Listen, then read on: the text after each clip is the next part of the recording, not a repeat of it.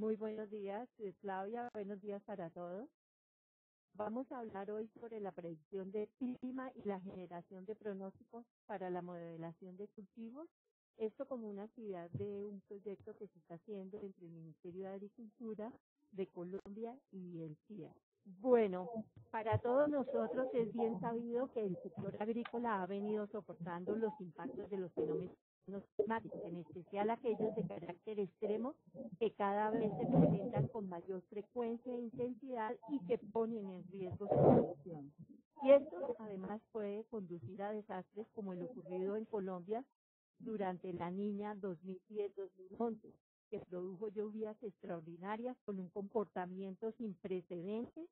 Más de 1 millón de hectáreas de vocación agrícola fueron anegadas, dentro de las cuales se perdieron alrededor de 200.000 hectáreas de cultivo, y esto generó complejos efectos en la economía campesina y, por supuesto, en la productividad nacional. Este no es el único caso, muchos más ejemplos se podrían citar, y esto es lo que llevó a esa alianza entre el Ministerio y el CIA, con el fin de promover el uso de predicciones climáticas como una alternativa de adaptación del sector agrícola ante esos fenómenos climáticos. Los fenómenos meteorológicos podemos entonces clasificarlos dependiendo de la duración e intensidad. Esta es la misma gráfica que presentó anteriormente Ángel. Aquí tratamos entonces de regionalizar un poco todos estos fenómenos en el eje horizontal tenemos la extensión dada en metros y en el eje vertical tenemos la duración dada en segundos. Los fenómenos que se extienden más o menos hasta unos 1.000 kilómetros aproximadamente y que tienen una duración de días a semana es lo que llamamos entonces fenómenos de corto plazo. Y lo definimos también como estado del tiempo, y su predicción también se limita a unos cuantos días y no va más allá de 2 semanas. Después tenemos los fenómenos meteorológicos de mayor extensión o de gran escala, que pueden durar de meses a años, y es lo que conocemos como clima, y su predicción se limita de la misma manera. Y finalmente tenemos lo que se llama el cambio climático, que son los fenómenos de más largo plazo. De esta manera podemos dividir la meteorología con 3 enfoques: el tiempo, el clima y el cambio climático. El tiempo es la manifestación de la dinámica de la atmósfera en un momento determinado. Como dijimos anteriormente, son fluctuaciones a corto plazo. Las predicciones que consultamos en Internet para hoy o para mañana sobre viento, temperatura y lluvia es lo que entonces llamamos predicción del tiempo. Si este estado del tiempo se repite por largos periodos, por ejemplo, una temporada de lluvias de un mes o varios meses, entonces hablamos de clima.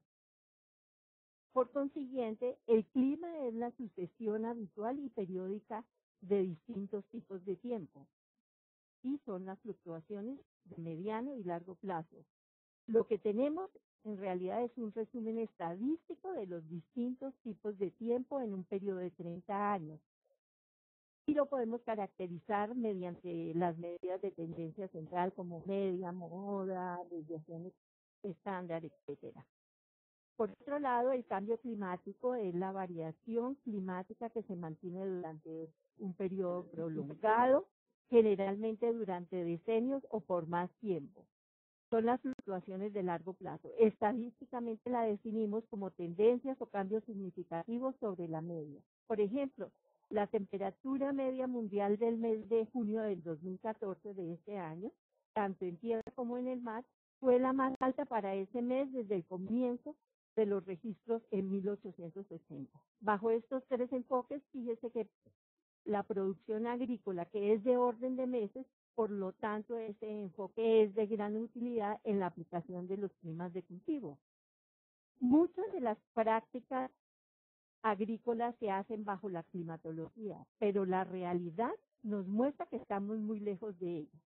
El gráfico muestra el comportamiento anual de la lluvia para una zona en el centro de Colombia, donde presentamos 10 años de precipitación entre el 2000 2002 y el 2011. La línea azul oscura nos representa la climatología con base en el promedio a 30 años de observaciones. Y podemos ver que todos los años tienen un comportamiento diferente a la climatología, exceptuando la línea roja que corresponde al 2006, que es la más parecida a esa climatología. Por ejemplo, podemos ver el año 2010, que es la línea cafecita, que tiene los mayores excesos de precipitación para el mes de agosto. También podemos ver el año 2008, que es la línea amarillita, que presenta para algunos meses exceso. También es la línea verde, que corresponde al año 2009.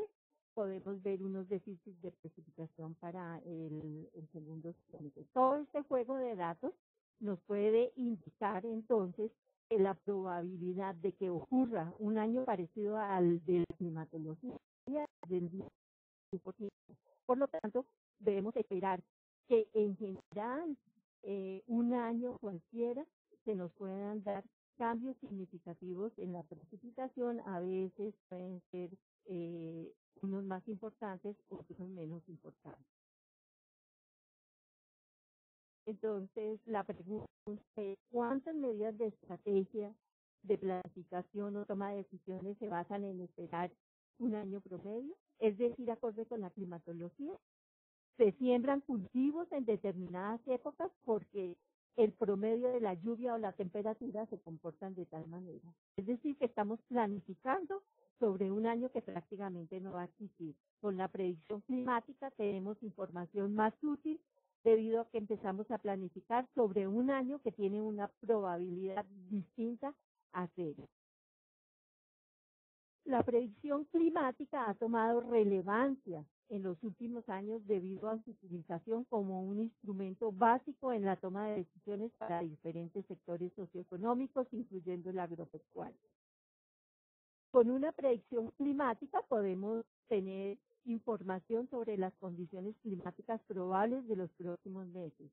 Por ejemplo, en estos gráficos tenemos la probabilidad de lluvia para el periodo de agosto a octubre del 2014 y podemos, por ejemplo, ver muy claramente que para la zona de Centroamérica, norte de Sudamérica, se dan probabilidades de que llueva por debajo de lo normal en estas zonas, con una probabilidad de ocurrencia que puede llegar a ser del orden del 50%.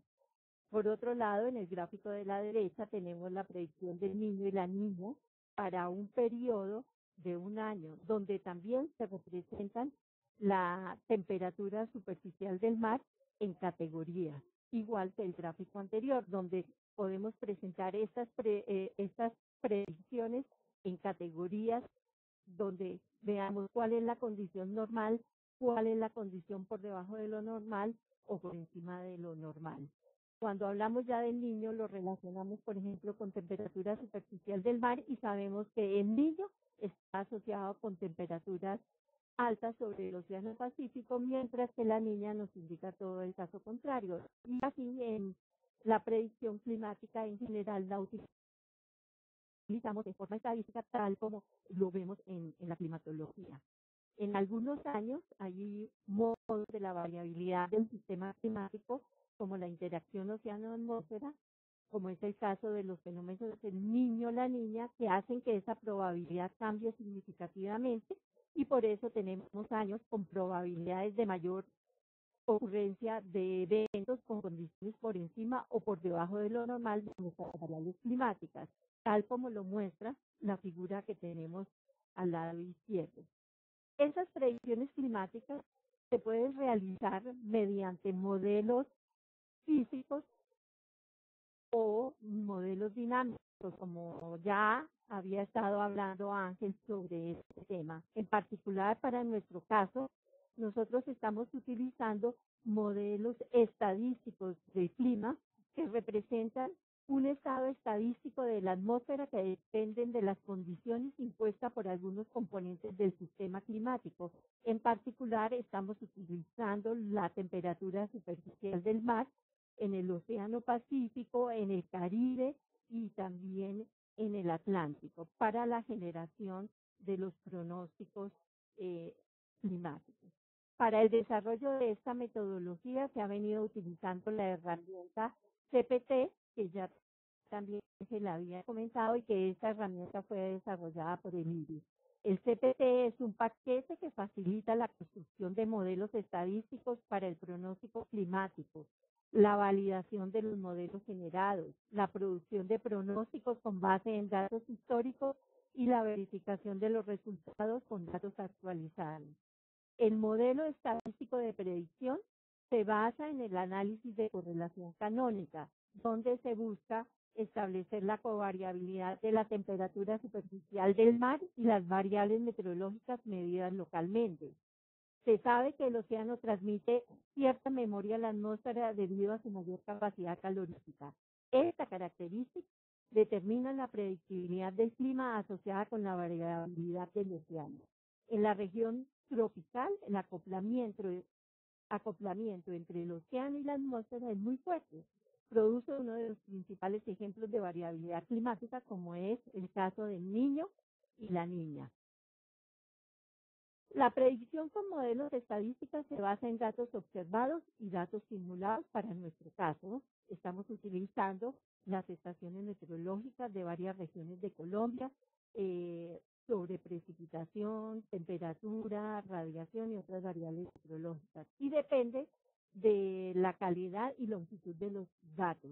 Normalmente tenemos series con periodos de más de 25 años. Y asimismo también utilizamos las salidas del modelo climático CFS para tener entonces condiciones de la temperatura superficial del mar en el Océano Pacífico a periodos de 6 meses hacia adelante. Por otro lado, estos modelos, como son estadísticos, dependen de la calidad de los datos y por lo tanto debemos tener datos bastante buenos con un buen control de calidad, series largas donde podamos tener muchos casos porque él va a replicar a través de ese modelo todos esos casos. A raíz de ese control de calidad que tenemos que hacerle a esas series históricas, con base en los procedimientos de la Organización Meteorológica Mundial, hemos desarrollado la herramienta de RClean Tool, que es un software libre y está disponible en la red y que más adelante Diana Giraldo les va a hablar sobre este tema.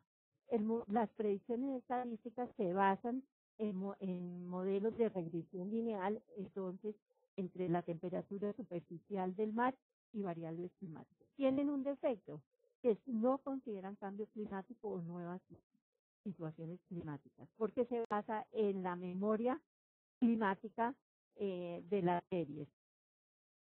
Para lograr aprovechar estos modelos y saber la bondad de ellos mismos, pues hay que validarlos y ver qué tan buenos son. Entonces, con datos históricos y retrospectivos, entonces hicimos una validación de estos modelos. Los modelos como tal no son perfectos, pero tuvimos un gran acierto que osciló entre 67 y 93%, lo cual nos indica que la variabilidad que existe en la cuenca tropical del Pacífico y Atlántico y Mar Caribe nos sirven de base para hacer esta modelación para generar predicciones estadísticas.